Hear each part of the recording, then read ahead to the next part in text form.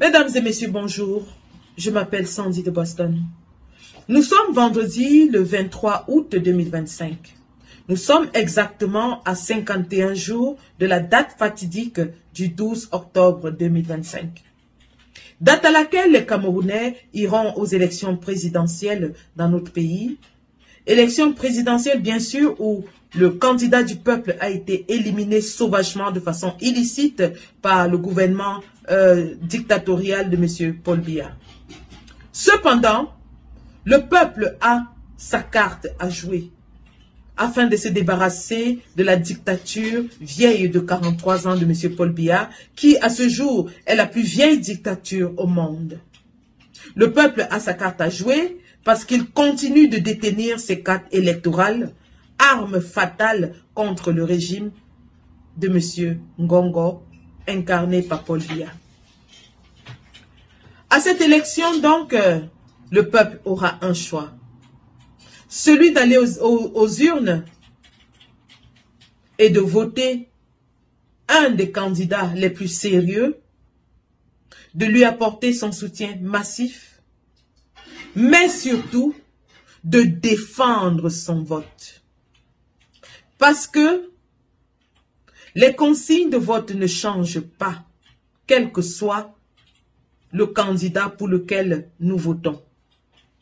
Voter, surveiller, défendre son vote.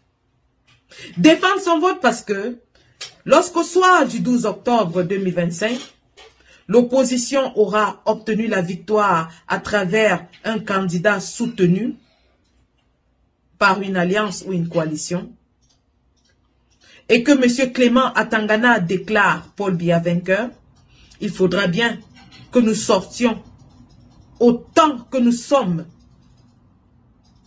pour aller défendre notre vote afin de nous débarrasser une bonne fois pour toutes de cette vieille dictature qui dure et perdure. Les bénéfices pour nous sont très grands. La libération de notre peuple, la perspective d'un Cameroun meilleur, prospère, un Cameroun qui pourra enfin décoller sous l'égide de nouveaux leaders, résolument tournés vers les aspirations les plus profondes de notre peuple. Ce nouveau gouvernement de coalition ou d'alliance, comme vous voulez, et surtout selon l'entente qui se fera entre les leaders, aura donc pour mission, premièrement, libérer les prisonniers politiques. Deuxièmement, dissoudre toutes les institutions corrompues, gangrénées, mortifères de la vieille dictature. Réformer dans ces institutions, adopter une nouvelle constitution, organiser des élections libres, indépendantes, unifier le Cameroun, pacifier le Cameroun dans les régions de l'extrême nord et du nord-ouest, sud-ouest Cameroun,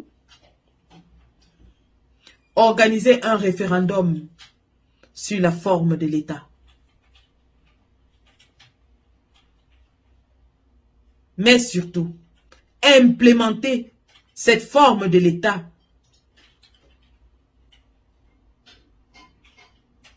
qui aura pour axe principal le fédéralisme effectif, l'indépendance fédérale des régions du Cameroun du nord-ouest et du sud-ouest, la dévolution réelle des pouvoirs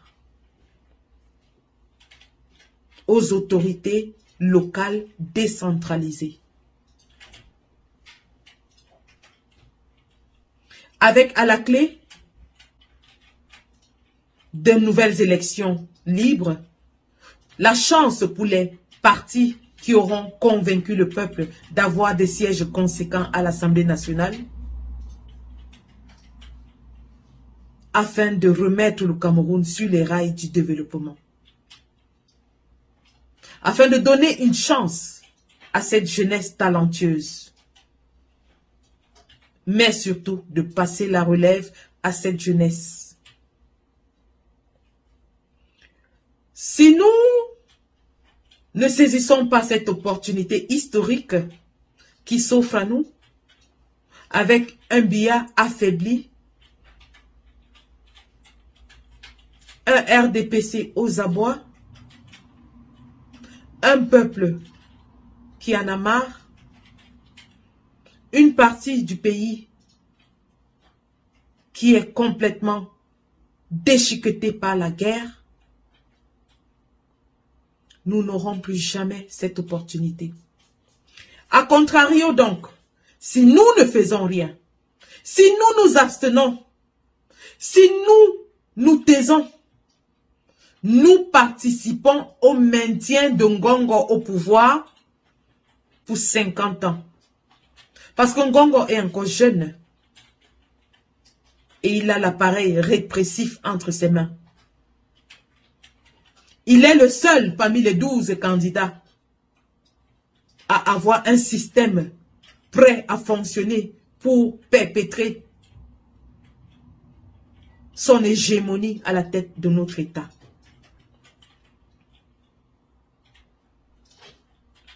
L'abstention donc, ou le boycott, disais-je, participe à maintenir le dictateur au pouvoir.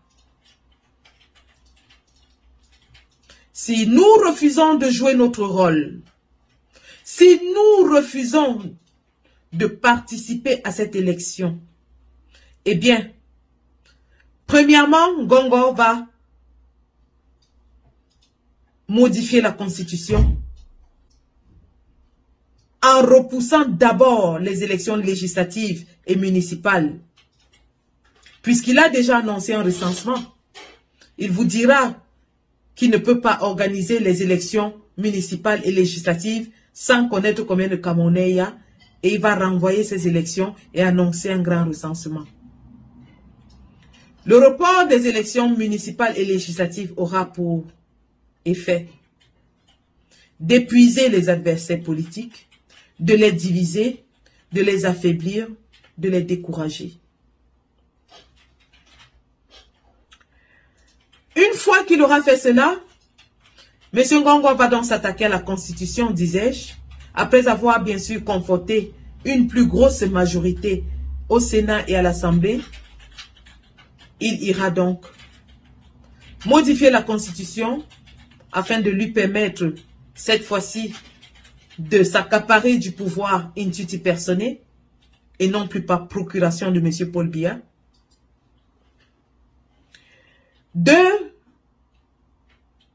il pourra éliminer politiquement tous les adversaires dangereux, que ce soit par des élections plus truquées que jamais, ou alors par des éliminations sommaires qui seront déguisées en accident, en maladie, hospitalisation et que sais-je. Il a 7 ans pour le faire. En l'espace de 7 ans, il aura le temps de faire le nettoyage politique. M. Ngongo a appris de 7 dernières années de contestation violente au Cameroun et en diaspora. Et il ne pourra plus accepter d'être soumis à cette autre année de contestation politique. Il va procéder à des exécutions sommaires au Cameroun et en diaspora. Il va mettre une main plus forte autour du pouvoir. Il va procéder à l'écartement de toute voix dissonante, de façon violente. On sait déjà que M. Ngongo, avec tout son clan, composé d'Atanganji, Ketchakotez et autres, n'ont aucun égard envers la loi, envers l'éthique, envers les considérations morales. Ce sont des brigands qui font la politique sans élégance et sans manière, qui ne s'encombrent pas du qu'en dira-t-on, ou alors des préjugés, des avis de leurs partenaires nationaux et internationaux. Tout est bon pour qu'ils s'accrochent au pouvoir. D'ailleurs, l'assassinat sauvage de Martinez Zogo en est un exemple. L'usage de la criminalité, de la tricherie, du mensonge en mondovision pour écarter le président Kamto en est un exemple. Ces gens sont sans foi ni loi. Ils tordent les lois au gré de leurs besoins politiques. Ils écrasent la Constitution autant que faire se peut, pourvu qu'ils se maintiennent.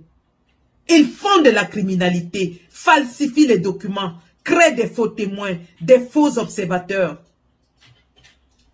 Tant que cela les maintient au pouvoir et que le monde entier ne réagit pas, ils s'en foutent.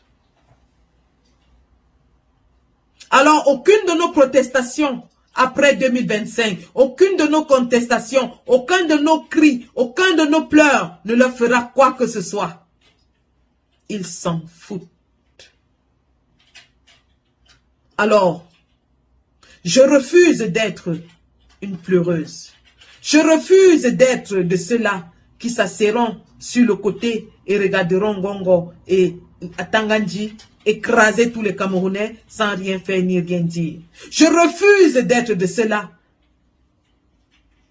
qui adoubent M. Ngongo. Parce que oui, ne rien faire, c'est adouber M. Ngongo. Ne rien faire, c'est plébisciter M. Ngongo. Ne rien faire, c'est donner à M. Ngongo 7 ans encore à la tête de notre État. Je refuse de donner 7 ans à Ngongo à la tête de notre État. Je refuse d'être dirigé par Ngongo et Chantal Biya pour les 7 prochaines années et les 50 autres années.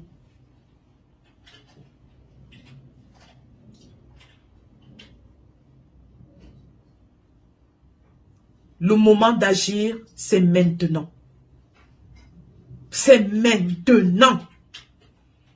Et je dis à tous les candidats qui en ont l'opportunité, que vous soyez amis du RDPC ou pas, si vous flairez le coup, prenez ce pouvoir.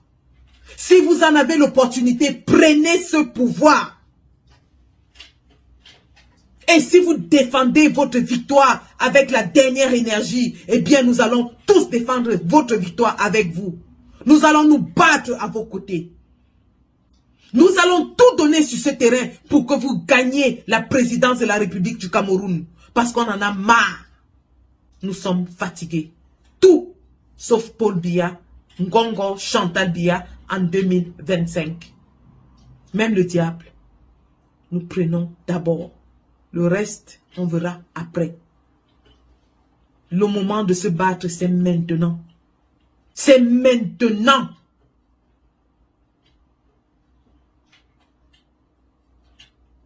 Après 2025.